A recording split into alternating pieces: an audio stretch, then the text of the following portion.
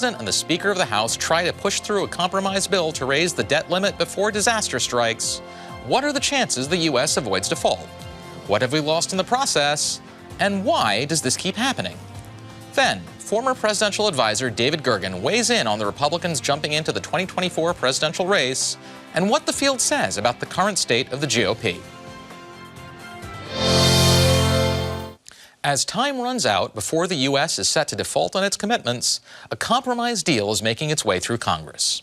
Despite President Biden's earlier refusal to negotiate on any proposals attached to the debt limit, he and House Speaker Kevin McCarthy have agreed to a series of measures they hope will secure enough votes to pass. The 99-page bill would suspend the limit until 2025 and also includes budget cuts to the IRS, work requirements for SNAP benefits, and the return of student loan debt payments. Now, both leaders are walking a tightrope to try to win their respective parties' support while not alienating lawmakers on the other side. And Speaker McCarthy has already gotten a lot of pushback from a handful of his fellow House Republicans, though he and his leadership team believe they'll have enough support to push this through. This was a mistake. We abandoned the structure that was making us successful, so we're going to have to rethink it all. How much confidence do you have in the Speaker right now? None. Zero. What basis is there for confidence? How are you feeling about tonight? Very good. While Speaker McCarthy is confident, at the time of this taping, House lawmakers have yet to make the final call.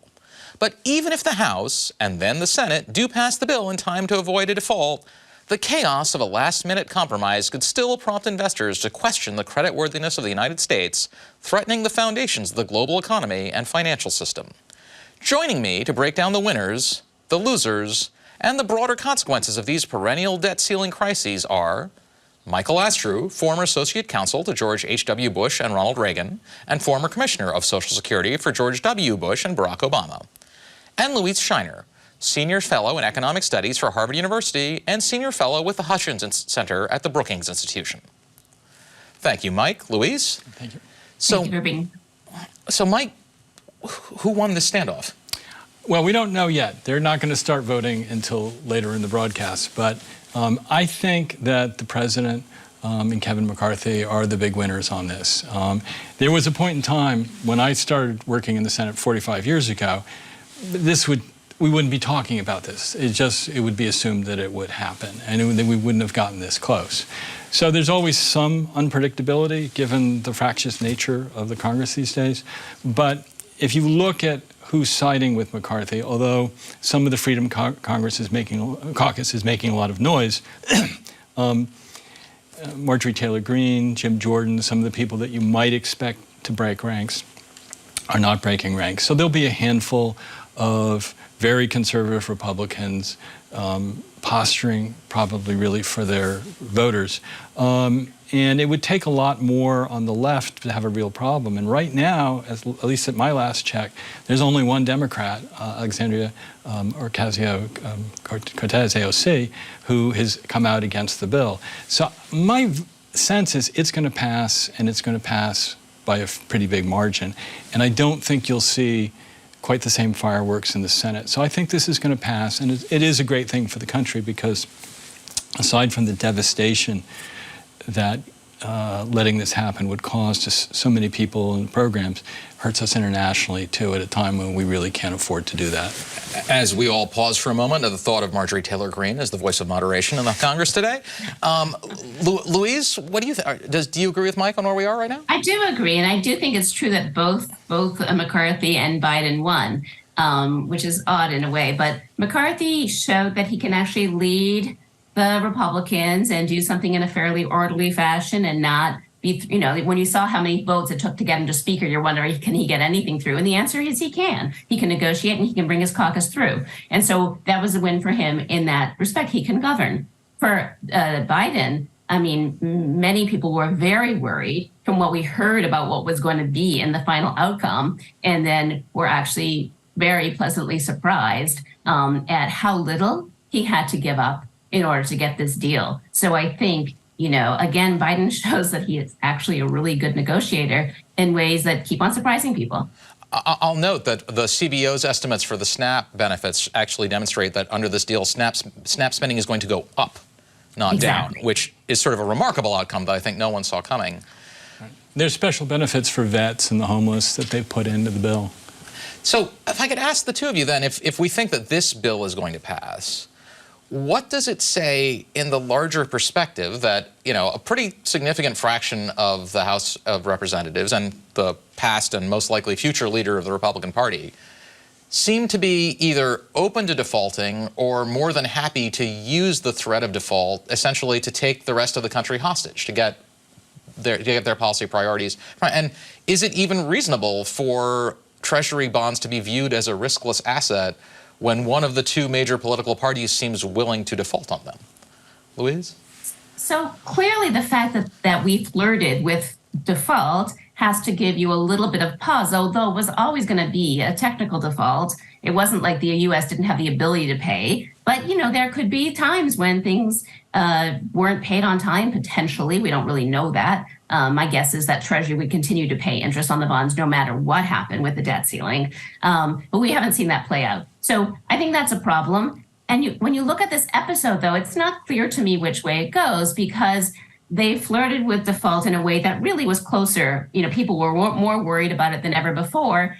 And what did they really get? Not really much more than they would have gotten from the regular negotiation over the appropriations. And so whether or not this means that this is now like an even better target than before, or whether or not you realize, you know, it's not really that good of a leverage point because everybody knows you don't want to default, so you're going to get the deal.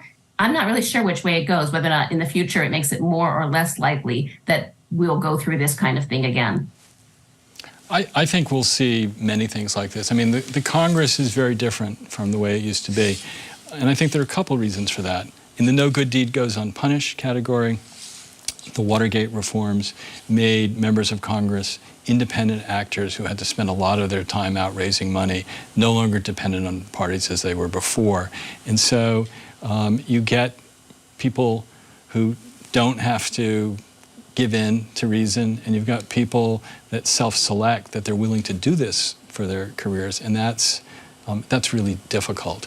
And the other thing is, you know, David Stockman, during the Reagan administration, really pushed through the omnibus bill mechanism, and you know, it worked fine for him. But the problem is, you start breaking down the process and the appropriations committees and things. And I was actually listening to Marjorie Taylor Greene earlier today, and I actually thought she was, you know, pretty sensible. And one of the things that she said she was, you know, very happy about was going back to each of the appropriations committees really appropriating. And I have to say, I agree with her on that. I think that we need a Congress that respects traditional process more, because it worked an awful lot better than what's been done lately. So I just wonder about that, because the traditional process worked when Congress was filled with the traditional people who you described. Yeah. So is there not a tension between the two things that you just set up? Yes, absolutely. And at some point, whether this is going to work or not will turn on the voters deciding that they want a different type of person than what they're getting. And I just hope that with what they've been seeing from a number of their members, both parties, you know, all regions of the country pretty much, that they'll start being a little more careful, that they'll start taking steps to try to make sure that a higher caliber of candidate starts coming forward.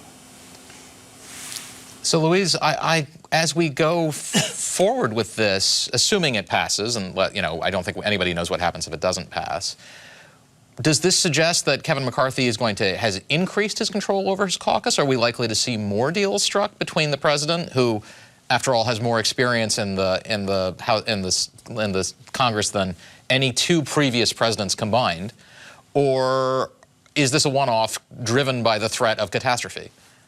I mean, they're going to have to go through the appropriations process, and this bill basically sets a very high incentive for them to actually complete the appropriations process. So I think that will happen, most likely, because if they don't do it and they do an omnibus, then the caps that happen actually are lower than what they agreed on. So there's a big incentive for them to actually complete this, for them not to be a government shutdown. So it really removes the worry about what's going to happen in the fall to some extent.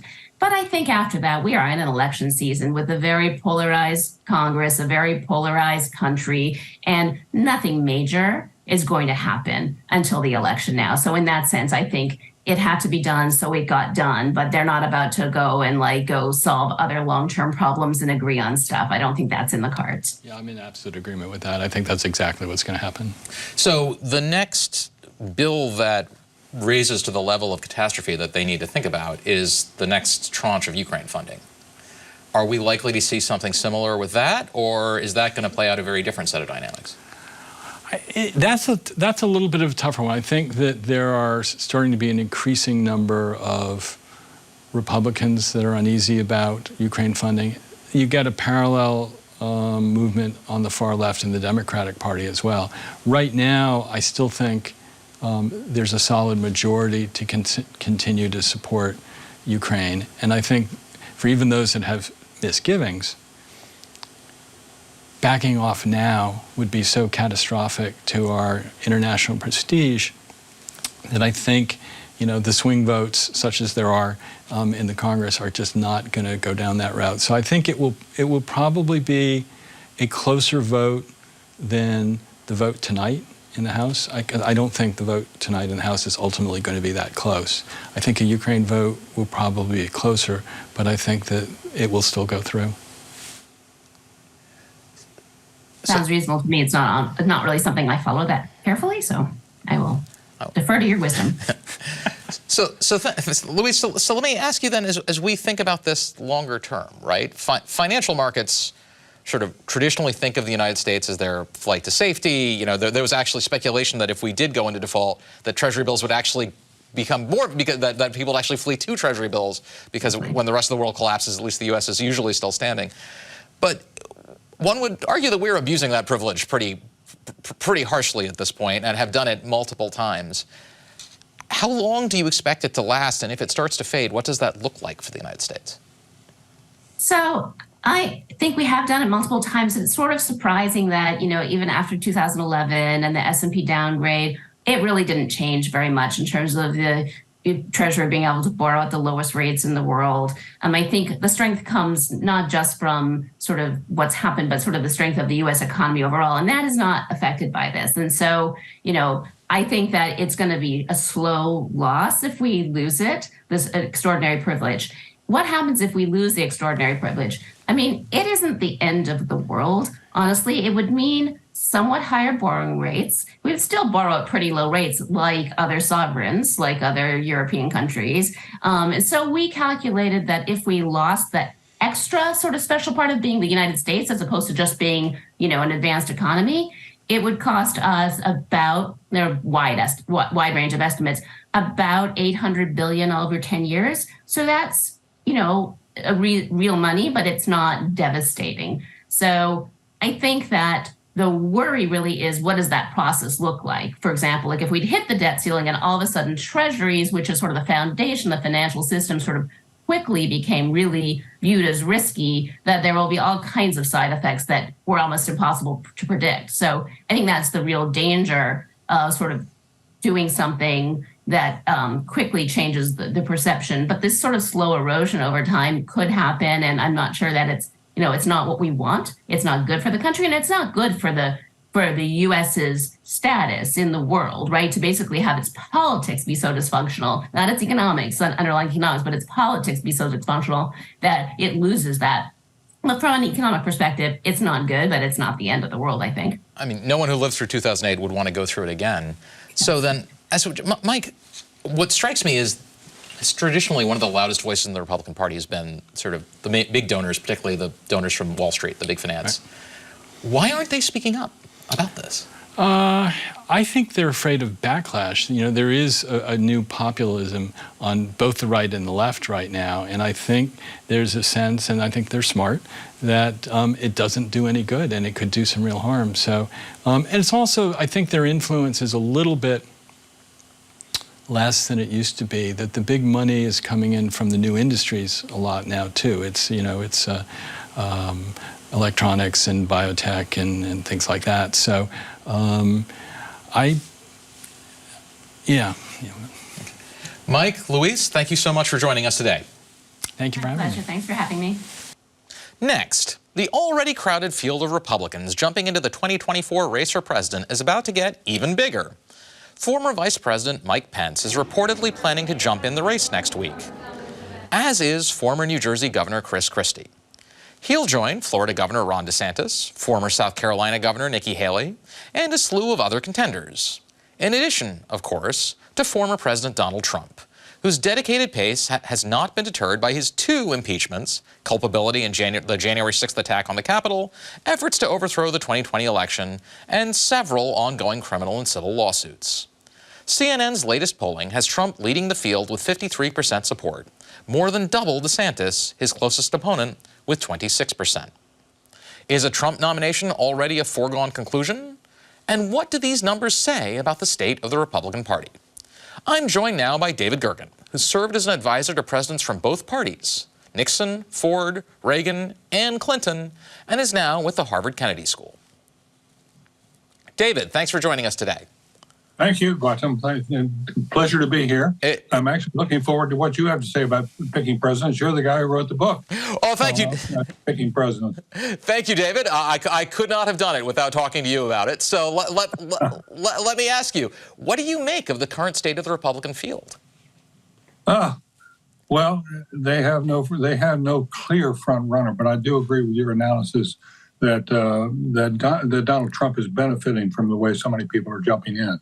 I mean, it is that poll, the CNN poll, 2-1 for among Republicans for Trump over DeSantis. Where does the people like DeSantis, where do they go? And where do other people like Nikki Haley or Tim Scott, where do they go to pick up votes? They have to peel them away from Trump to some extent. It's hard to see any of these candidates doing that in a massive fashion. So I do think that a field this big gives a heavy weight on the side of Donald Trump becoming the nominee again. Is there any way for one of his rivals to sort of peel away votes from Trump without alienating them and ensuring that he or she has no chance of the nomination themselves? There's no way, I think, to take it away from him. But the real hope, of course, if you're running one of those other campaigns, is that Trump goes to jail, or that something happens that you can't force it yourself as your candidate, but you want to be there. You want to have your candidate in the field in case something does happen, and something, some way that Trump gets blindsided or something on his health or whatever it may be. There are a lot of, this isn't by all means, by no means do we have a certain nominee, but I think the winds are blowing in that direction pretty strongly. So you don't get a win unless you're playing in the game. Yeah, absolutely. Absolutely. And, we thought it was going to, and it's fluid. These races tend to be fluid these days. Who imagined that Jimmy Carter would have been nominated way back when, for example? Nobody gave him any chance for that. Barack Obama, nobody thought he could be the nominee. He came out of nowhere in some fashion. So that can happen here. I think the surprise in the last 2 or 3 weeks is DeSantis, who looked so invulnerable and he was the most effective political leader that we've seen in a big southern state. And he won massively in Florida, but he's been stumbling as he gets into the national and especially the international arena. He's not as well versed on the international side as he is on the domestic, and that comes through. He makes mistakes. So it's striking. In his campaign announcement, in his recent sort of statements, DeSantis has declared that he wants to pardon the January 6th attackers of the Capitol. And that's a good example. Yeah. That's a good example of what we're talking about. It is so. And in his book, David, he also says that his criticism of Donald Trump is that he was not effective enough at using the Department of Justice, the FBI, and the IRS to attack his political enemies. Yes. So what does it say about the current state of the Republican Party that 75% of the people who say they'll vote in the Republican primaries are supporting a candidate who thinks they should pardon the January 6th electors and use the organs of the U.S. government to attack their political opposition? Well, of course, it's self-destructive, and I do think it pays very little heed to the Constitution and to the normal order of things, and I don't think it's necessarily disqualifying, but it comes darn close.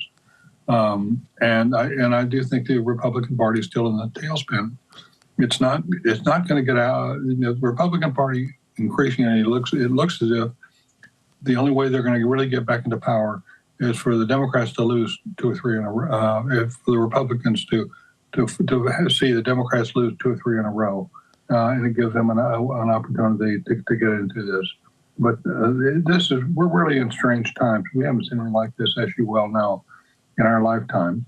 And it looked to me like this kind of almost nonchalance toward our normal functioning of a democracy, that the candidates just don't take it seriously. And as a result of that, we're in a situation where we're in decline around the world. And this debt crisis hasn't been any great godsend for us in terms of our international reputation. So if you were steering one of the challengers to Trump, the Nikki DeSantis campaign, let's say, yes. What advice would you give him or her? Read the Constitution. That's for starters. And understand what the norms are that surround the Constitution. And then stand up for the institutions of government, of democracy that need more attention, and get away from these cultural issues. They may be fun in a sandbox, but they don't go to the question whether this country is going to survive as a democracy. And we need 1 or 2 people who are just different from what we've been seeing. And can any one of these people do it? Can Tim Scott come out with his optimism that he's showing? He's someone who could potentially surprise. I think Nikki Haley is a strong candidate to be on the vice presidential side of that ticket. She's a good politician in her own right, and I don't think way down deep doesn't believe in a lot of the nonsense that's going on. So there are people in this fight who could surprise. But I think at the moment the most important thing is what happens with Trump in between here and November, and what happens to DeSantis. Can DeSantis get his moxie back? So, I mean, the advice to sort of pay attention to the Constitution. We would hope that every candidate does that, and obviously not all of them do. Mm-hmm. What I would wonder about if I were that candidate is that a path to victory? Even if it might make me a better president, but it might not make me a better presidential candidate. It may not make you more electable in the beginning, but it leaves you with a better legacy over time. And sometimes if you persevere, you can make a John McCain, for example. There was something honorable about John McCain that we continue to believe in and see in him today. And he was out there in a pretty lonely place for a while, but he took it in stride. He took it with good grace. And we just don't see that candidate out there. We don't see a person like that. I mean, DeSantis is obviously a shrewd politician. He's obviously got a lot of guts. But, his views on abortion, which are sort of antediluvian, his views on some of these other things are going to disqualify him in the eyes of most American voters before this is over, unless he can get back to some place. What we want is a president who's effective in carrying out the Constitution, not someone who's effective in squashing it. So David, you have known more presidents than almost anyone, and so when I look at say Mike Pence, who's about to declare, or who's just declaring now, and his former boss whipped up a mob that chanted "Hang Mike Pence" as they stormed the Capitol. Yes. And he essentially has refused to criticize Trump in any but the most oblique terms for that. For what seems to me the somewhat dubious privilege of finishing 9th in the Iowa caucuses, which seems like about where he is. So what does that tell us about him and the other people around him that they're making this? Well, that's a good question. In many ways, I think that Mike Pence is one of the more honorable, if not one of the most honorable people in the race. But this is a time when you can't run for him to run against the person he was president to. That's just not done. You don't go and attack your former boss in the way that he's required to do now, and that he's got himself in. I'm surprised he's in the race. I thought Pompeo would be in the race, and Pence wouldn't be in the race. And it's turned out just the opposite. So, if this is the paradox the Republicans face, that the positions that they are taking to win in the nomination sort of are going to hurt them in the general, and you want to win the general, then it seems like the dynamic that sets up is essentially the debt ceiling, right? That if you were Ron DeSantis, you would want to default in the hope that that would get blamed on Donald Trump and then you might win the presidency. Is that is that danger part of what's shaping these negotiations right now? I think that DeSantis would be wise to try to stop out-Trumping Trump. You know, he's trying to get himself to the right of Donald Trump, and you know, who would have imagined it? Anybody would take that course. It's exceedingly dangerous, and I think it's exceedingly wrong. But you know, DeSantis has been a surprise in this race. I thought he would be a much stronger candidate than he has turned out to be in the last couple of weeks. As I say, I think the stumbles in the last few weeks have really made him seem more human. But he does have time. He has time to turn this around. And if he can find his groove, especially on the international front, then I think he'll become a much more viable and challenger. Right now, I don't think he can beat Trump. So if it's not DeSantis, you think Tim Scott is the person you mentioned. What would you tell him? Well, I tell Tim Scott, one of the nice things about him, the race, he's running this race, is he's an optimist. And being optimistic about America, you should. Well, it's too easy to write off America's prospects for the future these days. And Scott comes along and says, "Don't write us off. We're better than we're acting, and I'm going to bring some lightness as well to it." So I think that Tim Scott is along with Nikki Haley. Those are the two people who are potentially the most interesting in looking for a way back that's not out-Trumping Trump. If you had to put your money on it, David, who's going to be the nominee in a few months? Donald Trump. Donald Trump. Well, thank you very much, David Gergen. We really appreciate having you here with us today. Glad to have you on the air here. And Gautam, it's good to see you again. Good to see you, too. That's it for tonight. We'll be back tomorrow. I'm Gautam Mukunda. Thanks for watching, and good night.